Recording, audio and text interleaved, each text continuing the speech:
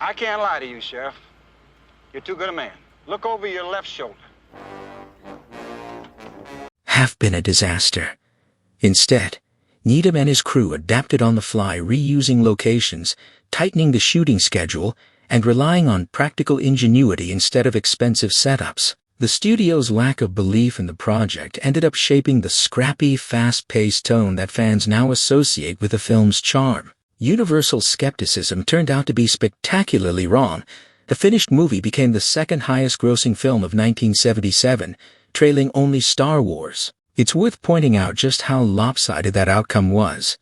The studio that treated the project as a throwaway regional picture, worth trimming down mid-shoot rather than protecting, ended up sitting on one of the most profitable films of the decade relative to its cost. Needham later described the production almost as guerrilla filmmaking, figuring out how to get the shots he needed with whatever the crew had left after the cuts, rather than waiting for more resources that were never going to come. If Smokey and the Bandit had gone into production with its earliest screenplay completely intact, most of what fans love about it wouldn't exist. In that early draft, Bandit's last name wasn't Darville, it was Lara. Sally Field's character, later named Carrie, was originally called Kate. Jerry Reed's trucker sidekick wasn't nicknamed Snowman, but was instead referred to as Bandit 2, which would have made the film's central duo confusingly named. The wealthy father and son team who set up the beer run Bet, later known as Big Enos and Little Enos Burdette, were originally written as characters named Kyle and Dickie. There was no character named Junior at all, meaning Buford T. Justice's bumbling son, one of the most memorable comic elements of the whole franchise, didn't exist in the first version of the story. Even Bandit's car wasn't a Trans Am in the earliest drafts. Nearly every element that became iconic, the names, the relationships, the car was reworked during development and rewrites before the cameras ever rolled, which means the movie audiences know today was assembled through trial and error, not handed down from a finished blueprint. It's worth sitting with just how different the finished film might have felt under those earlier choices. A version of the story without a character named Junior loses one of its funniest recurring dynamics, entirely Buford belittling his own son in nearly every scene they share together. A version where Cletus is literally called Bandit 2 muddies the two lead characters in a way that could have confused audiences from the opening scene. The rewriting process wasn't just cosmetic. It was the difference between a forgettable regional comedy and a film with characters distinct enough to spawn 2 sequels, a television revival, and decades of ongoing fan affection. The Pontiac Trans Am is so tied to Smokey and the Bandit's identity that it's easy to assume it was written into the story from day one. It wasn't. Needham chose the car almost by accident, after seeing a photograph of a Trans Am in a magazine and realizing it could double as a product placement opportunity to help offset the film's already tight budget. He reached out to Pontiac and initially requested 6 Trans Ams for the shoot. The company agreed to provide only a handful, with most accounts putting the number at 3 or 4 cars, along with a couple of Pontiac Bonnevilles to serve as Buford T. Justice's patrol vehicle. It was a modest arrangement for what would become one of the most famous car and movie pairings in Hollywood history. Pontiac had no way of knowing at the time just how valuable that small, informal deal would turn out to be. What started as a way to save money on vehicles for a stuntman's directorial debut ended up reshaping an entire car brand's public image for years afterward. Car chase movies are hard on vehicles, and Smokey and the Bandit was no exception. With only a handful of Trans Ams to work with and a heavily reduced budget, the production had almost no room for error, yet the demands of the stunts meant the cars took a beating anyway. High-speed jumps, off-road chase sequences, and crash-heavy set pieces bent frames, blew out suspensions, and left the small fleet of Trans Ams in rough shape scene by scene. By the time the production reached its final scenes, the crew had effectively used up 3 of their cars, and the last remaining Trans Am wouldn't even start. Rather than delay filming, the crew pushed the car into position by hand so it could appear on screen for the shot, giving the illusion of a fully functional vehicle. None of the original stunt cars survived the production in drivable condition. It's a strange irony that a movie now remembered as a celebration of a legendary muscle car was made by a crew that spent much of the shoot patching together barely functioning wrecks just to get through each day's schedule.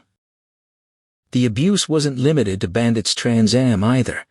Buford T. Justice's patrol car takes just as much punishment on screen, including the moment its muffler and tailpipe get torn away during a chase. That effect wasn't done with rigging or a hidden mechanism. The stunt driver simply held the loose exhaust parts outside the driver's side door by hand and let them drop to the road on cue, timed to look like the car was falling apart in real time. It's a small, low-tech trick, but it captures exactly how the production solved problems throughout filming with practical, in-the-moment solutions rather than expensive effects work. One of the film's most memorable stunts is Bandit's leap over the broken Mulberry Bridge, and the effect audiences see on screen wasn't achieved with camera tricks or model work. It was real. The Trans Am used for that jump was fitted with a rocket booster of the same type that Daredevil Evel Knievel had used in his infamous Failed. Responsible for voicing one of animation's most famous cartoon characters. Jerry Reed, who played Cletus Snowman Snow, wasn't just an actor on the project.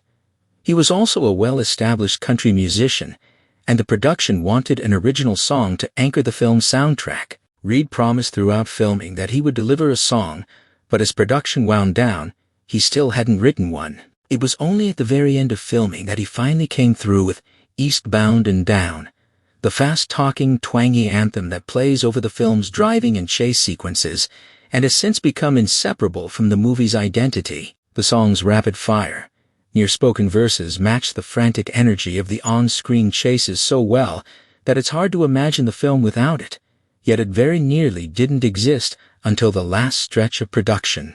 Reed's contribution went beyond just performing the track.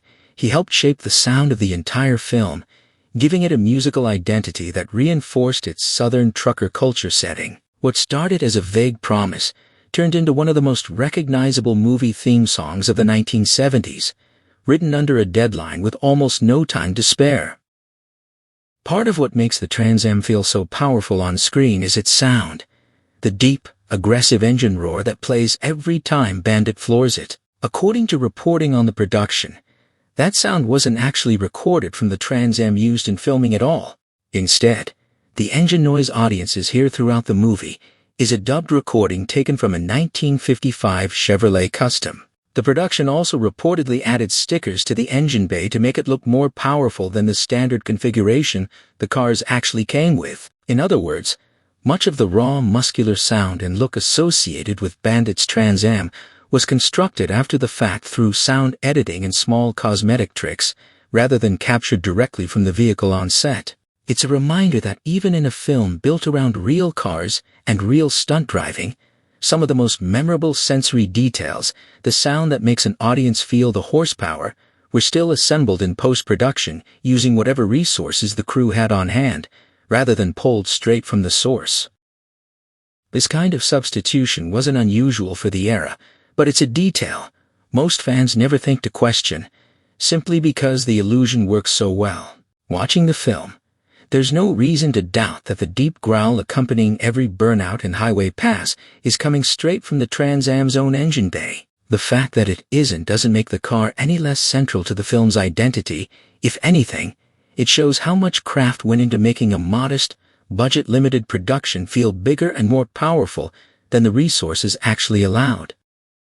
According to accounts of the production, the earliest version of the script ended on a much more serious note, with the Bandit facing real consequences for his actions rather than driving off into a light-hearted final scene. As filming progressed, the cast and crew reportedly felt that a heavier, more dramatic conclusion didn't fit the tone of the movie they had actually been making. Rather than going back through formal rewrites or scheduling additional script meetings, the ending was reportedly reworked on set, based on instinct rather than a polished new draft. That decision to abandon a more serious conclusion in favor of something faster and more irreverent ended up reinforcing the breezy, fun tone that defines the film from its opening scenes onward. Given how much of the movie's appeal rests on its light-hearted energy, mismatched characters bantering over CB radio, absurd chases, a sheriff who's more comic than threatening, a heavier, consequence-driven ending likely would have clashed badly with everything that came before it. The willingness to scrap a planned ending mid-shoot without a lengthy rewrite process mirrors the scrappy improvisational spirit that shaped the entire production. When Smokey and the Bandit hit theaters, reviews were largely negative.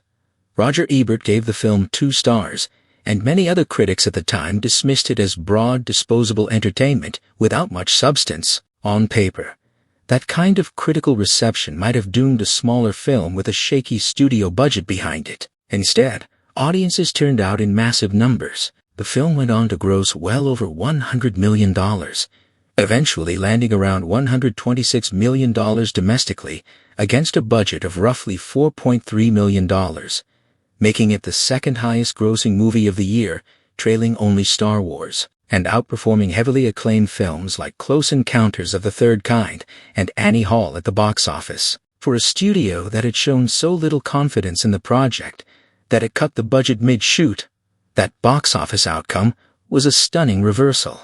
The gap between critical reception and box office success became one of the most notable stories of the 1977 film year, and it helped cement Smokey and the Bandit's reputation as a movie built for mass entertainment rather than critical praise, a formula that worked exactly as Reynolds and Needham intended. Part of that disconnect came down to who critics were comparing it against. 1977 was a year stacked with prestige filmmaking, and reviewers measuring a car chase comedy against dramas and awards contenders were never going to rate it highly. But audiences weren't going to theaters looking for a message picture. They wanted fast cars, a funny sheriff, and a soundtrack they could hum on the way home, and that's exactly what the film delivered, week after week, all summer long. The effects of Smokey and the Bandit's popularity reached well beyond the box office. The film's success directly boosted real-world sales of the Pontiac Trans Am, transforming it from a solid but unremarkable performance car into a genuine cultural symbol.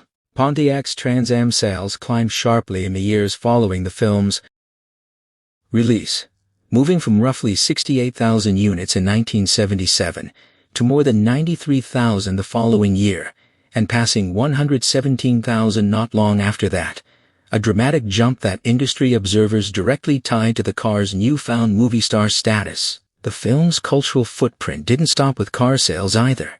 It helped fuel a nationwide surge in CB radio popularity as the trucker lingo and radio banter featured throughout the movie caught on with everyday drivers. Its success also led directly to 2 theatrical sequels, and decades later, a series of 1994 television movies revisiting the Bandit character. Burt Reynolds' connection to the film's world even extended into professional sports. He became part owner of the Tampa Bay Bandits, a USFL football franchise directly named after the movie. What started as a scrappy, underfunded production about a beer run ended up reshaping car sales charts, radio culture, and even sports team branding for years afterward. The ripple effects even reached other productions entirely. A handful of future television stars appear in small, unbilled roles scattered throughout the film, including John Schneider, Sonny Schroyer, and Ben Jones, all of whom would go on to join the cast of The Dukes of Hazzard just a couple of years later, another show built around fast cars and small-town Southern lawmen. Reynolds himself would eventually cross back into that world decades later, playing Boss Hogg in a big-screen adaptation of Dukes of Hazzard. It's a small, almost circular piece of trivia that shows just how much this one low-budget movie ended up shaping an entire genre of Southern car chase entertainment that followed it. So there it is, 15 facts about a movie that almost everyone underestimated while it was being made, a studio that didn't believe in it, a budget that kept shrinking, a script that changed shape again and again, a leading man who barely followed his lines, and somehow, out of all that chaos, one of the most beloved car movies in Hollywood history. Smokey and the Bandit wasn't built on a perfect plan. It was built on instinct, friendship, a stuntman's fearless approach to filmmaking, and more than a little bit of luck. Nearly 50 years later, that combination still holds up every time that black Trans Am roars across the screen. What makes this story so satisfying isn't just the trivia itself, it's how much of the film's magic came from people improvising their way out of problems in real time. A stuntman turned director who solved effects challenges with rocket boosters and hand-dropped mufflers instead of expensive rigs. A comedian who threw out half his script and made up something funnier on the spot. a songwriter who waited until the last possible day to deliver a theme song that ended up defining the entire movie's energy. None of it looks like a carefully engineered blockbuster from the outside, and that's probably the whole point. Smokey and the Bandit succeeded precisely because nobody involved was trying too hard to make something important. They were just trying to make something fun, fast, and a little bit reckless, and audiences responded to that honesty in a way no studio spreadsheet could have predicted. If you enjoyed learning what was really happening behind the scenes of this movie, that's the kind of story worth remembering the next time you watch it, not just the chase on screen, but the chaos that made it possible off screen.